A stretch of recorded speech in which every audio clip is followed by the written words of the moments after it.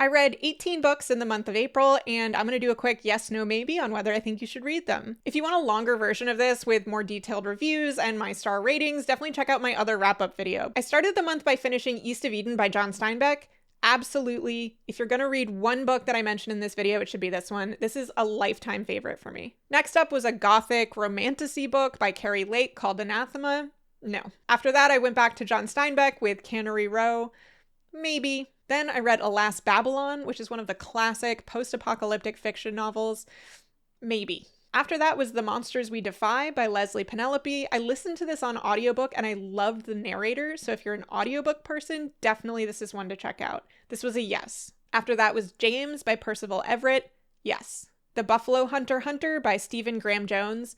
Maybe leaning yes. I would say yes, but if you are sensitive to animal violence, this is maybe not one for you. I did another video earlier this month where I went into a little more detail on this if you're interested. After that kind of dark read, I was looking for something light and fun, so I went with That Time I Got Drunk and Saved a Demon by Kimberly Lemming.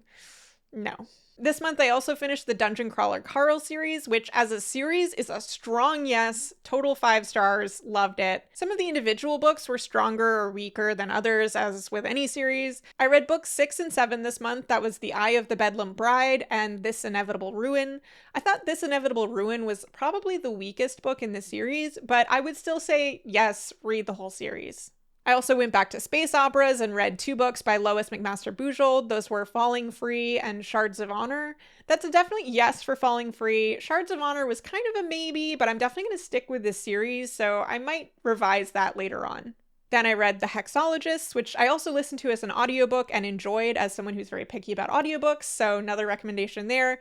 It was a yes, definite yes. I read 2 cozy fantasy books by R.K. Ashwick, A Rival Most Vile and A Captured Cauldron. They were a yes and a maybe. The second one wasn't as good as the first one, but it was still a cute read. Continuing in the cozy fantasy genre, I read Legends and Lattes. Yes. After I finished Dungeon Crawler Carl, I wanted to try another lit RPG, but I was also really enjoying my cozy fantasies, and so I found Beware of Chicken. Yes. And then finally, the last book I finished this month was the audiobook for World War Z. No. Again, if you want more detailed reviews of all of these books, check out my other video. Otherwise, I will see you again when I wrap up what I read in May.